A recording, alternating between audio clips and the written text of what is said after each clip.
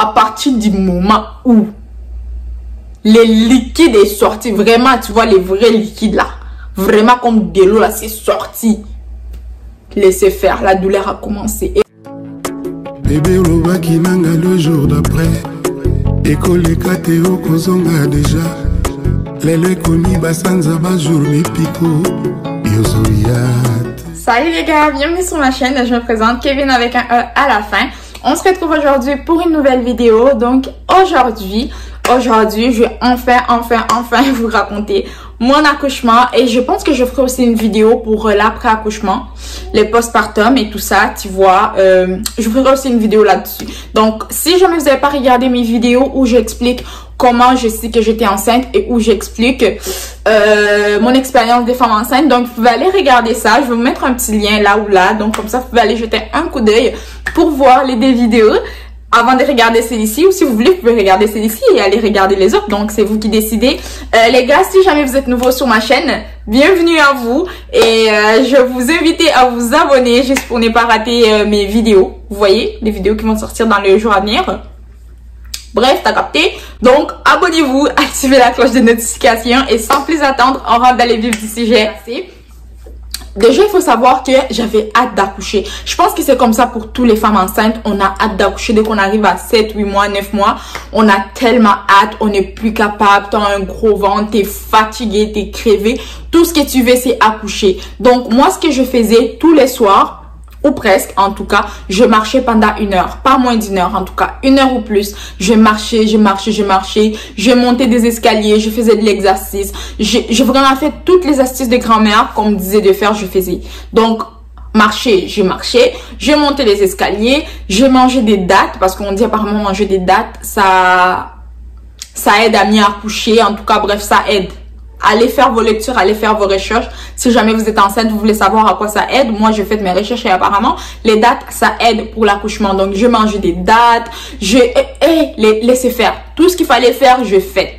Et les bébés ne voulaient pas sortir. Donc, j'avais tellement peur que j'arrive à terme et que l'enfant ne veuille pas sortir. Du coup, il soit obligé de déclencher. J'avais peur d'être déclenché, les gars. Donc, du coup, le jour de mon accouchement, comment ça s'est passé? Donc, j'avais un rendez-vous chez mon médecin. J'étais à 39 semaines plus 4. 39 semaines plus 4. J'avais un rendez-vous chez mon médecin. Donc, je me réveillais comme d'habitude. J'étais là, j'étais tranquille et tout. J'étais normale, en fait. Même, il faut savoir, moi, à 9 mois de grossesse, oui, j'étais déjà à 9 mois. À 9 mois de grossesse, je faisais du ménage, je faisais tout dans la maison. J'étais pas là en mode, ouais, je suis fatiguée. Non. Je voulais vraiment que l'enfant sorte, donc je faisais tout. J'ai dansé, j'ai laissé faire. Je faisais tout pour que l'enfant sorte par la voie normale. Je voulais pas des césariennes, je voulais pas qu'on me déclenche. L'heure de mon rendez-vous arrive. Je prends mes affaires, je rentre dans l'auto, je vais au rendez-vous. Le médecin, une semaine avant, il faut savoir qu'une semaine avant, le médecin m'avait fait un, comment ça s'appelle? Décollement de membrane. Un stripping. Bref, un stripping. Un stripping, dans le fond, ça consiste à décoller les membranes de je sais pas trop quoi. Je suis pas médecin. Donc, mon médecin m'a fait un stripping. Voilà. Une semaine avant. Donc, la journée où j'avais le rendez-vous, elle était censée m'en faire un aussi parce qu'une semaine avant, ça n'a pas marché. Les stripping, c'est censé accélérer l'accouchement, si on peut dire ça comme ça. Une fois que tu es à terme, on peut te faire ça. Si ta grossesse n'est pas à risque, si le médecin voit que c'est correct, il peut te faire ça. Donc, elle m'avait fait ça et tout. Ça avait rien fait. Elle m'a dit, oui, quand tu vas venir au prochain rendez-vous, on va refaire la même chose pour voir ce que ça donne. D'accord. Donc là, le médecin me propose encore un stripping. Je me couche sur les lits du médecin, elle fait ses trucs et tout, et une fois qu'elle retire ses doigts, elle a fini. Bon, ok, c'est dit comme ça, c'est vraiment bizarre et tout, mais une fois qu'elle retire ses doigts, je sens un truc chaud. J'étais là en mode, c'est quoi? Et là, elle me dit, je pense que t'as perdu tes os. J'étais là en mode, ah oui? Ah oui? Je vais accoucher genre aujourd'hui? Elle m'a dit oui, mais c'est pas ça que tu voulais. J'étais là en mode oui, je voulais ça. J'avoue, j'avais hâte et tout. Donc elle arrive et me dit mais attends, juste pour être sûr, on va faire un petit test pour être sûr que c'est vraiment les liquides amniotiques en fait, que ça soit pas n'importe quoi et que je t'envoie à l'hôpital. Donc attends. Elle prend un truc, elle fait les tests, elle me dit oui, c'est du liquide amniotique, mais du coup t'as pas vraiment perdu les os, c'est juste ta poche des os, une poche, oui. C'est juste ta poche des os qui est rompue en fait, qui est fissurée. Bref, donc, elle arrive et me fait les tests et me dit oui, là, c'est que tu dois faire. En fait, tu dois aller à l'hôpital parce qu'il faut savoir que mon médecin, elle a un cabinet qui est comme à part, puis l'hôpital est de l'autre côté. Donc, il fallait que j'aille à l'hôpital, en fait. Donc, elle arrive et me dit là, tu peux prendre ton temps, en fait. T'es pas obligé d'aller à l'hôpital tout de suite, mais arrive à la maison, appelle ton chéri, prenez votre temps, mais maximum dans 2-3 heures, il faut que tu sois à l'hôpital pour qu'il regarde que tout est correct, le bébé va bien et tout. Donc, une fois mon rendez-vous fini, j'appelle mon chéri. Je lui dis, oui, là, en fait, les bébés arrivent.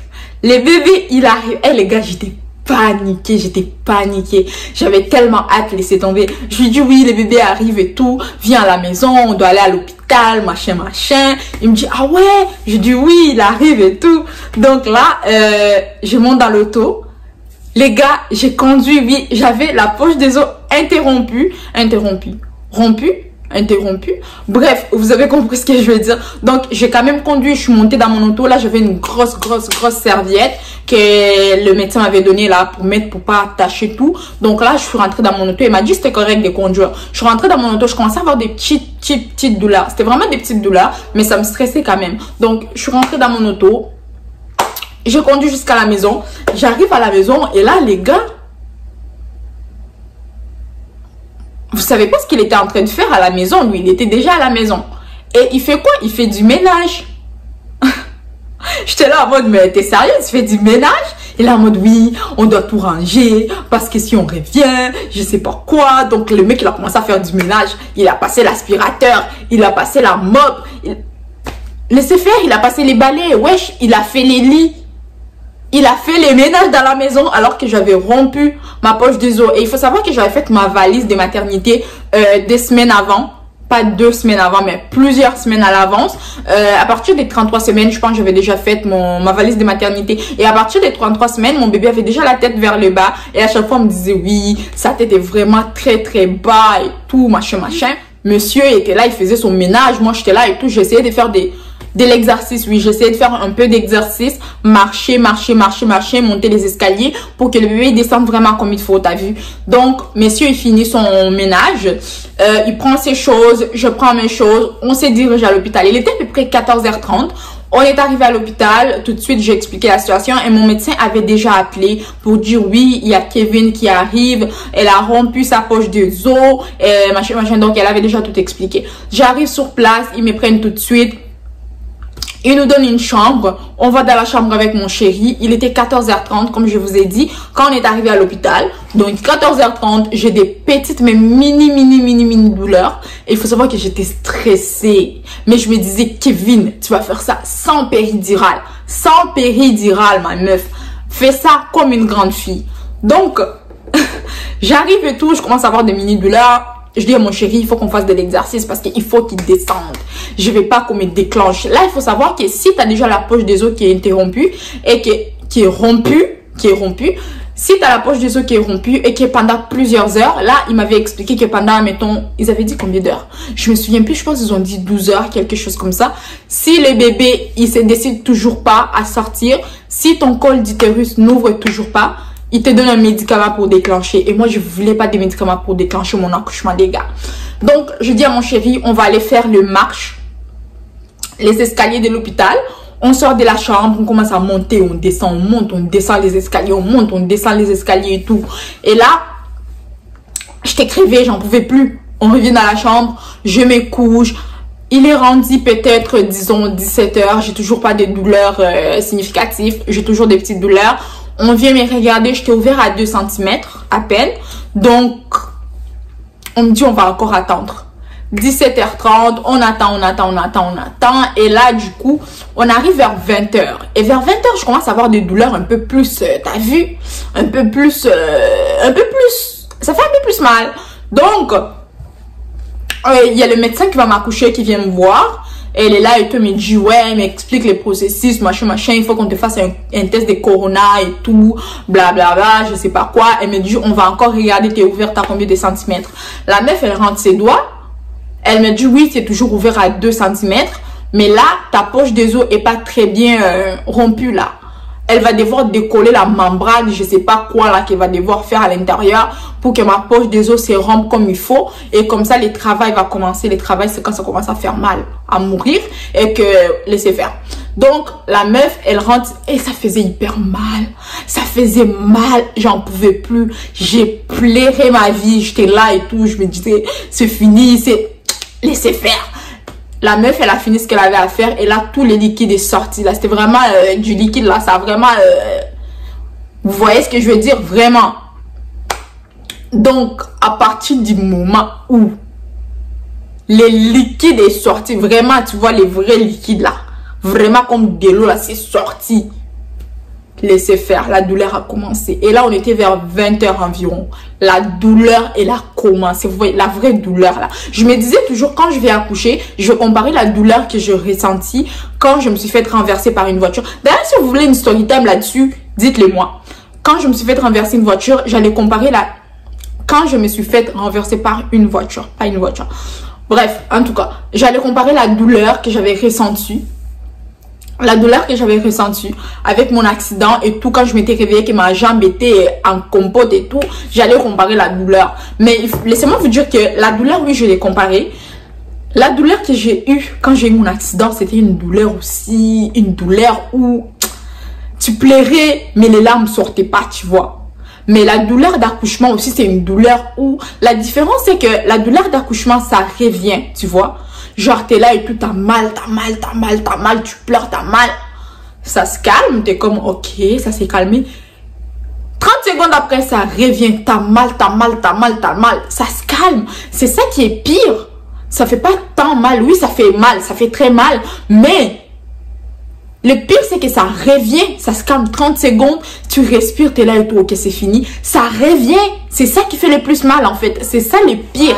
20 h, vers 21 h, j'appelle l'infirmière pour qu'elle vienne encore une fois regarder, là je suis ouverte à combien.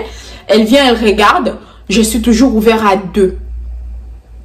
Et là je me dis, ok. Faut faire de l'exercice. Je prends les ballons, je commence à faire du ballon, je commence à sauter dessus. Je fais de l'exercice, je marche dans la chambre et tout.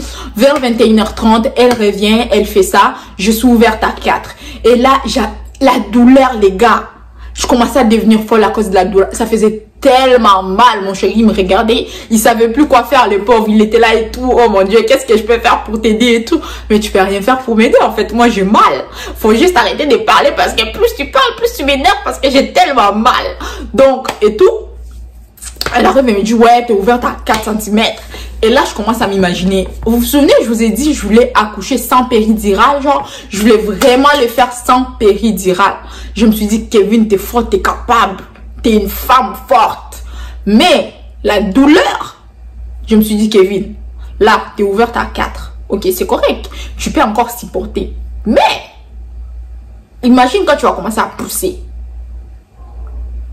Quand ça va te déchirer. Tout ça, tu vas ressentir. Hein, Kevin, est-ce que tu es capable? Je me suis dit, non, c'est mort. C'est mort. J'ai dit à la dame, madame, est-ce que je peux avoir péridurale? Elle m'a dit, ouais, on va aller voir le médecin, on va voir ce qu'elle en pense et tout. Il faut savoir que c'est pas mon médecin de famille qui m'a accouché, c'est un autre médecin là que je connais même pas. Donc, elle est partie voir la dame et dans mon dossier, j'avais déjà dit à mon médecin, moi, je vais supporter la douleur jusqu'à temps que je suis plus capable. Si je suis capable d'aller jusqu'au bout, je vais jusqu'au bout. Si je suis pas capable, je prends la péridurale. Donc, elle va voir le médecin.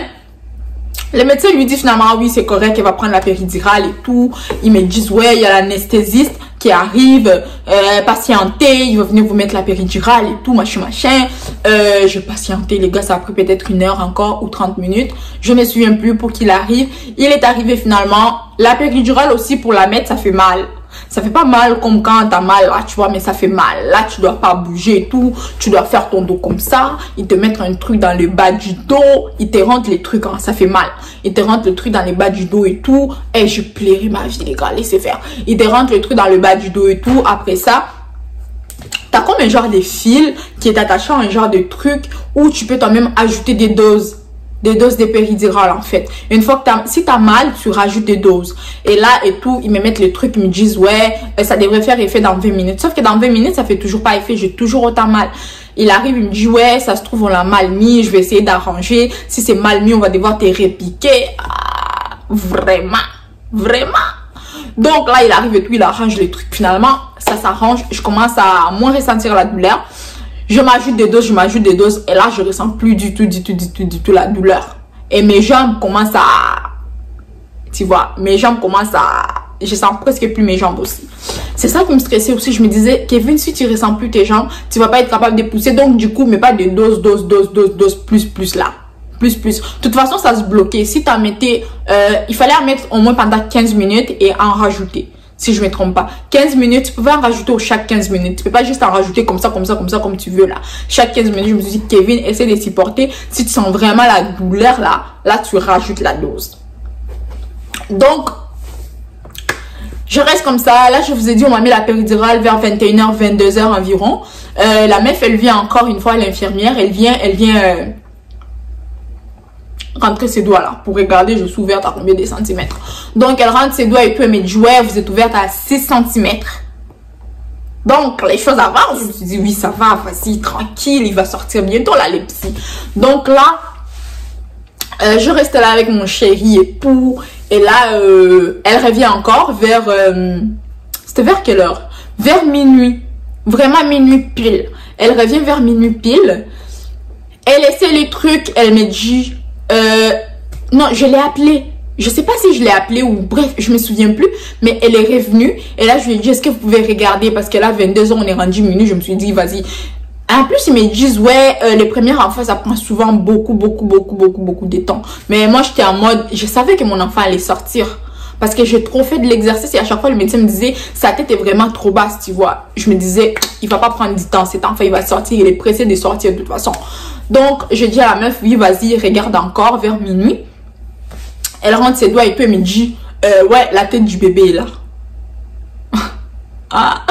Et là, les gars, j'ai réalisé, je me suis dit, ah oui, la tête du bébé est là. Donc, ça veut dire que genre, là. Là, maintenant, je veux voir mon bébé, genre là. Elle me dit, ouais, attends, on va appeler le médecin, le travail va commencer et tout. Genre, on va commencer à t'accoucher, t'as vu? Tu vas commencer à pousser. Donc là, il arrange les choses, il appelle le médecin s'en vient, il prend un petit banc là, et s'assoit au milieu de mes jambes, quand même. Donc, le médecin s'assoit et tout, il regarde, il a tout. Il me montre comment mettre mes jambes, et il me dit, ouais, tu vas pousser. J'avais peur de mal pousser. Hein. Et là, ils me disent, oui. Je vais pas vous montrer comment pousser là, c'est pas un cours de pouce ici. Donc ils me disent oui, vas-y, pousse. Donc je pousse. Hey les gars, j'ai poussé de toutes mes forces. J'ai poussé, je me disais je vais pousser, tu vas sortir d'un coup. J'ai poussé. Je reprends mon souffle. Je recommence, je pousse. Et je pense que je poussais en gros 4 ou 3 fois là. Je poussais 4 ou 3 fois. Le bébé était sorti, ils m'ont dit oui, il est sorti. Et là, ils me l'ont jeté.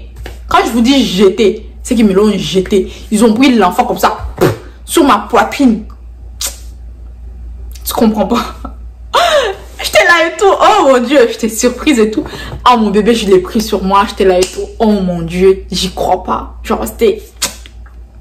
À chaque fois, les femmes, ils vous disent, c'est le plus beau moment de ta vie, là. C'est le plus beau moment de ta vie. C'est là, t'es là et tout, tu te dis, ça, c'est sorti à moi. C'est mon bébé, c'est mon enfant. Genre, c'est 9 mois de souffrance, 9 mois de fatigue, 9 mois de... C'est ça, là, qui est sur moi, là. Tu te dis, laissez faire. Il y a juste les mamans qui peuvent comprendre. Donc, ils m'ont mis mon bébé sur moi et tout. Ils m'ont dit, oui, on va te laisser avec ton bébé pendant 2 heures. Il faut que tu fasses du pot à pot parce que là, il vient du ventre. Il fait chaud et tout. Donc, il faut que vous soyez pot à pot pendant 2 heures pour que le bébé il ait chaud. Donc là, ils me l'ont mis dessus. J'ai pris mon bébé pendant 2 heures. J'étais là et tout. Et juste après... une fois que les 2 heures sont passées, ils sont venus, ils ont pris mon bébé, ils l'ont habillé, en vrai, ils l'ont habillé, ils ont donné à son papa. Son papa l'a pris. D'ailleurs, c'est son papa qui a coupé le nombril. Précision. Et il était là tout au long, je vous jure qu'il m'a vraiment, mais vraiment soutenu. Et il y a des gars comme ça dans vos vies. Il était là tout le long, il était là et tout. Bébé, pousse. Laissez faire. Un gars en or. Un gars vraiment en or. Donc, ils l'ont donné à son papa et tout. Son papa aussi en a profité. Il a pris son fils dans ses bras et tout. On s'est regardé et tout. J'ai pas arrêté de pleurer, les gars. J'ai pas arrêté de pleurer. C'était bien à la fin. Je pleurais. Au moment de pousser, je pleurais. Je vais pas pleurer au moment de pousser, par contre. Quand les bébés ont dit, je pleurais. Quand j'avais mal, je pleurais. Je pleurais ces jours-là. Laissez faire. Donc, voilà les gars, du coup, c'était mon accouchement. Après, on est allé dans une chambre avec notre bébé et tout. Et si vous voulez savoir la suite, vous savez déjà, je vous ai dit que j'allais vous faire une suite. Hein. Donc, je vais vous parler du postpartum, comment ça se passe et tout, en détail, en long et en large. Comment ça se passe. Parce que du coup, j'étais déchirée. Donc, je vais une petite déchirer. Je vais vous expliquer tout ça, comment ça va se passer après. Donc, on va faire une suite de cette vidéo-là aussi. Donc, les gars, pour ne pas manquer la suite, vous savez déjà, abonnez-vous, activez la cloche de notification. Donc, les gars, je veux aussi vous inviter à aimer la vidéo, à la partager si vous en ressentez les besoins. Et c'est la fin de la vidéo. Comme je vous ai dit, je ferai une suite là-dessus. Une suite s'impose. Une suite s'impose parce que les postpartum, c'est quelque chose aussi. Il faut qu'on en parle. Donc, les gars, sur ce, je vais vous laisser. Je vous souhaite une bonne journée, bonne nuit, bon matin. Tout dépendamment du moment auquel vous avez visionné cette vidéo. Et je vous dis à la prochaine.